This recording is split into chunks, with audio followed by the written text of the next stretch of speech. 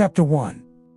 It is a truth universally acknowledged that a single man in possession of a good fortune must be in want of a wife. However little known the feelings or views of such a man may be on his first entering a neighborhood, this truth is so well fixed in the minds of the surrounding families that he is considered the rightful property of some one or other of their daughters. "My dear Mr. Bennet," said his lady to him one day, "have you heard that Netherfield Park is let at last?" Mr. Bennet replied that he had not. "But it is," returned she, "for Mrs. Long has just been here, and she told me all about it." Mr. Bennet made no answer. "Do not you want to know who has taken it?" cried his wife impatiently. "You want to tell me, and I have no objection to hearing it." This was invitation enough. "Why, my dear, you must know. Mrs. Long says that Netherfield is taken by a young man of large fortune from the north of England, that he came down on Monday in a chaise, and for to see the place, and was so much delighted with it, that he agreed with Mr. Morris immediately. He is to take possession before Michaelmas, and some of his servants are to be in the house by the end of next week. What is his name? Bingley. Is he married or single? Oh, single, my dear, to be sure. A single man of large fortune. 4,000 or 5,000 a year. What a fine thing for our girls. How so? How can it affect them? My dear Mr. Bennet, replied his wife, how can you be so tiresome? You must know that I am thinking of his marrying one of them. Is that his design in settling here? Design? Nonsense. How can you talk so? But it is very likely that he may fall in love with one of them, and therefore you must visit him as soon as he comes. I see no occasion for that. You and the girls may go, or you may send them by themselves, which perhaps will be still better. For as you are as handsome as any of them, Mr. Bingley might like you the best of the party. My dear, you flatter me. I certainly have had my share of beauty, but I do not pretend to be anything extraordinary now. When a woman has 5 grown-up daughters, she ought to give over thinking of her own beauty. In such cases, a woman has not often much beauty to think of. But, my dear, you must indeed go and see Mr. Bingley when he comes into the neighborhood. It is more than I engage for, I assure you. But consider your daughters. Only think what an establishment it would be for one of them. Sir William and Lady Lucas are determined to go merely on that account. For in general, you know, they visit no newcomers. Indeed you must go, for it will be impossible for us to visit him if you do not. You are over-scrupulous, surely. I dare say Mr. Bingley will be very glad to see you, and I will send a few lines by you to assure him of my hearty consent to his marrying whichever he chooses of the girls. Though I must throw in a good word for my little Lizzie. I desire you will do no such thing. Lizzie is not a bit better than the others, and I am sure she is not half so handsome as Jane, nor half so good-humored as Lydia. But you are always giving her the preference. They have none of them much to recommend them, replied he. They are all silly and ignorant like other girls, but Lizzie has something more of quickness than her sisters. Mr. Bennet, how can you abuse your own children in such a way? You take delight in vexing me. You have no compassion on my poor nerves. You mistake me, my dear. I have a high respect for your nerves. They are my old friends. I have heard you mention them with consideration these 20 years at least. Ah, you do not know what I suffer. But I hope you will get over it and live to see many young men of 4,000 a year come into the neighborhood. It will be no use to us if 20 such should come, since you will not visit them. Depend upon it, my dear, that when there are 20, I will visit them all. Mr. Bennet was so odd a mixture of quick parts, sarcastic humor, reserve, and caprice, that the experience of 23 years had been insufficient to make his wife understand his character. Her mind was less difficult to develop. She was a woman of mean understanding, little information, and uncertain temper. When she was discontented, she fancied herself nervous. The business of her life was to get her daughters married. Its solace was visiting and news. Chapter 2. Mr. Bennet was among the earliest of those who waited on Mr. Bingley. He had always intended to visit him, though to the last always assuring his wife that he should not go. Until the evening after the visit was paid, she had no knowledge of it. It was then disclosed in the following manner.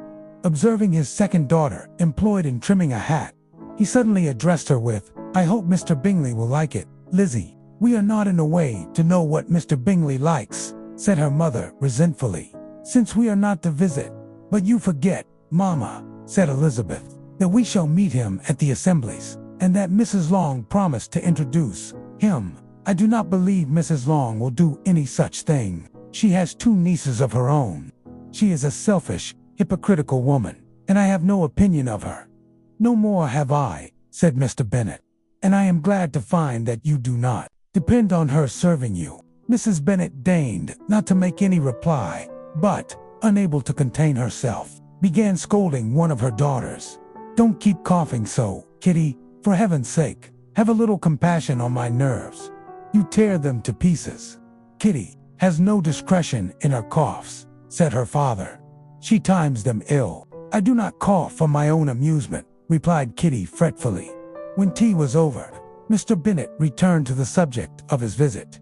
"I have actually paid the visit, and have been most uncivilly treated, for he scarcely spoke a word to me the whole time." "Are you not serious, Papa?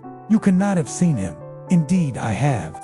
He is a fine-looking young man, and his sisters are charming women. He brought a large party with him into the country, and only paid me the civility of calling for 10 minutes. I suppose he had nothing to say to me." "I am sure he is a good-natured man," said Mrs. Bennet, with a satisfied smile, "and I dare say he will marry one of them. However, he is very welcome to Netherfield, and I hope he will like it." "We are sure of that," cried Lydia, "and I dare say he is not in love with any one of them yet. He may fall in love with one of us." "That is very likely, young lady," said her father, "and therefore you must all dress yourselves for the ball tomorrow." This roused the attention of all the ladies, and they began preparing their gowns and deciding which colors were most becoming. Mrs. Bennet was quite in spirits, and talked incessantly of the ball, of Mr. Bingley's immense fortune, and the many fine things she expected from it. "I can hardly wait to see him, and I dare say he will be quite taken with Jane. She is the prettiest, you know." "You are quite right, my dear," said Mr. Bennet dryly. "Jane has beauty, but Lizzie has something more of quickness in her step and manner." Mrs. Bennet, ignoring the sarcasm, continued cheerfully, dreaming of grand marriages and elegant prospects. Chapter 3. Not all that Mrs. Bennet, however, with the assistance of her 5 daughters, could ask on the subject, was sufficient to draw from her husband any satisfactory description of Mr. Bingley. They attacked him in various ways with barefaced questions, ingenious suppositions, and distant surmises, but he eluded the skill of them all, and they were at last obliged to accept the second-hand intelligence of their neighbor, Lady Lucas. Her report was highly favorable. Sir William had been delighted with him. He was quite young, wonderfully handsome, extremely agreeable, and, to crown the whole, he meant to be at the next assembly with a large party. Nothing could be more delightful. To be fond of dancing was a certain step towards falling in love, and very lively hopes of Mr. Bingley's heart were entertained. "If I can but see one of my daughters happily settled at Netherfield," said Mrs. Bennet to her husband, "and all the others equally well married, I shall have nothing to wish for." In a few days, Mr. Bingley returned Mr. Bennet's visit, and sat about 10 minutes with him in the library. He had hoped to see the young ladies, of whose beauty he had heard much, but he saw only the father. The ladies were somewhat more fortunate, for they had the advantage of ascertaining from an upper window that he wore a blue coat and rode a black horse. An invitation to dinner was soon afterwards dispatched, and already had Mrs. Bennet planned the courses that were to do credit to her housekeeping. When an answer arrived which deferred it all, Mr. Bingley was obliged to be in town the following day, and consequently unable to accept the honor of their invitation, etc. Mrs. Bennet was quite disconcerted.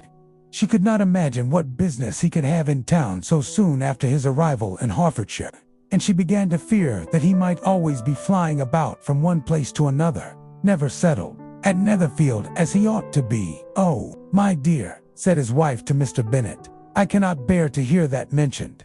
Pray, Do not talk of that odious man." She soon received news to her satisfaction. However, Mr. Bingley returned to Netherfield, and brought with him a party consisting of his 2 sisters, the husband of the elder, and another young man. This gentleman was Mr. Darcy. Mr. Darcy soon drew the attention of the room by his fine, tall person, handsome features, noble mien. The report, which was in general circulation within 5 minutes after his entrance, of his having 10,000 a year, the gentleman pronounced him to be a fine figure of a man. The ladies declared he was much handsomer than Mr. Bingley, and he was looked at with great admiration for about half the evening, till his manners gave a disgust which turned the tide of his popularity, for he was discovered to be proud, to be above his company, and above being pleased. Not even his large estate in Derbyshire could save him from having a most forbidding, disagreeable countenance, and being unworthy to be compared with his friend. Mr. Bingley had soon made himself acquainted with all the principal people in the room. He was lively and unreserved, danced every dance, was angry that the ball closed so early, and talked of giving one himself at Netherfield. Such amiable qualities must speak for themselves. What a contrast between him and his friend. Mr. Darcy danced only once, with Mrs. Hurst, and once with Miss Bingley, declined being introduced to any other lady, and spent the rest of the evening walking about the room, speaking occasionally to one of his own party. His character was decided. He was the proudest, most disagreeable man in the world, and everyone hoped that he would never come there again. Amongst the most violent against him was Mrs. Bennet, whose dislike of his general behavior was sharpened into particular resentment by his having slighted one of her daughters. Elizabeth Bennet had been obliged, by the scarcity of gentlemen, to sit down for 2 dances. Mr. Darcy had been standing near them, and Mr. Bingley had entreated him to join in the dancing. "Come, Darcy," he said, "I must have you dance. I hate to see you standing about by yourself in this stupid manner. You had much better dance." "I certainly shall not. You know how I detest it, unless I am particularly acquainted with my partner. At such an assembly as this, it would be insupportable. Your sisters are engaged, and there is not another woman in the room whom it would not be a punishment to me to stand up with." "I would not be so fastidious as you are," cried Bingley, "for a kingdom. Upon my honor, I never met with so many pleasant girls in my life as I have this evening. And there are several of them, you see, uncommonly pretty." "You are dancing with the only handsome girl in the room," said Mr. Darcy, looking at the eldest, Miss Bennet. "Oh, she is the most beautiful creature I ever beheld. But there is one of her sisters sitting down, just behind you, who is very pretty, and I dare say very agreeable. Do let me ask my partner to introduce you." "Which do you mean?" And turning round, he looked for a moment at Elizabeth, till catching her eye, he withdrew his own, and coldly said, "She is tolerable, but not handsome enough to tempt me, and I am in no humor at present to give consequence. 2 young ladies who are slighted by other men." Elizabeth remained with no very cordial feelings towards him. She told the story, however, with great spirit among her friends, for she had a lively, playful disposition, which delighted in anything ridiculous.